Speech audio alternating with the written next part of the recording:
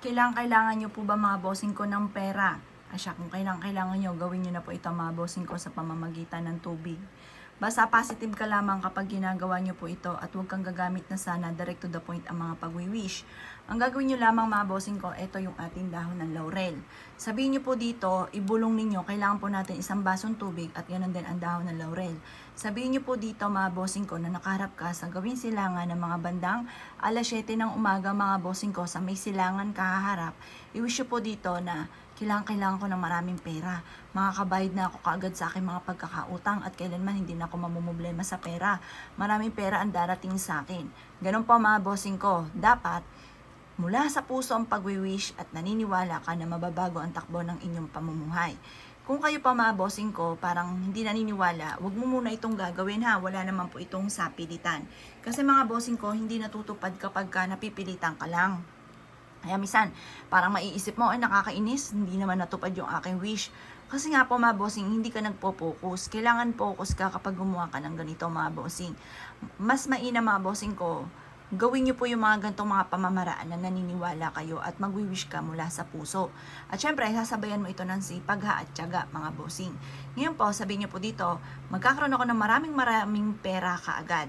Magkakaroon ako ng malaking benta sa aking negosyo, or kaya lahat po ito mga bossing pwede nyo i-wish. Halimbawa, karamdaman ninyo, gagaling na ako sa aking karamdaman, makakamit ko lahat ang aking mga pinapangarap, gano'n ang mga pag-wish. At siksik-liglig atong mapaw at maraming blessing ang darating sa akin. Gano'n ang mga pag-wish mga bossing. Ngayon po mga bossing ko, ilagay nyo po ito sa tubig. Yan, ganyan lang mga bossing. At pagkatapos mga bossing, kung mapapansin nyo mga bossing kasi, ito yung lagi ako nag-iista kasi ng tubig. Mahilig ako sa tubig mga bossing. Yan po mga bossing ko ay tutulungan ka para mahigop ka ng mga negatibong enerhiya, tutulungan ka nito para imbis na ikaw ay malasin, puro swerte ang darating. Sa harapan na aming tahanan, meron na akong waterfalls. Tapos sa may bandang likuran na nakaharap sa may silangan, yun nga yung grotto namin na may waterfalls. Maging sa kabilang bahay, waterfalls pa rin mga bossing. Maswerte po kasi yan mga bossing. Ang tubig ay humihigop na negative energy at nagbibigay ito ng pagiging positive energy. Para kung ikaw ay positive, positive din po ang inyo pong ma-attract. Proven po ito mga bossing ko, lalo-lalo na kung ikaw po ay naniniwala sa mga gatong mga pamamaraan. Kaya kung mahilig ka sa mga pampaswerte, ang tubig ay huwag mawawala sa inyo. Subok na po ito mga bossing ko na napakaswerte. Basta ikaw po ay kapag nagwi-wish, naniniwala ka na makakamtan nyo yung lahat ng mga wini-wish po ninyo mga bossing. Baka ikaw naman mismo kumukontra, sinasabi nyo, ay baka hindi ito magkatotoo, ay baka ganito, baka ganyan. Ako mga bossing, tigilan nyo po ang pagwi-wish ng ganyan, pagwa ng ganito dahil hindi po yan matutupad kapag po kayo ay nega.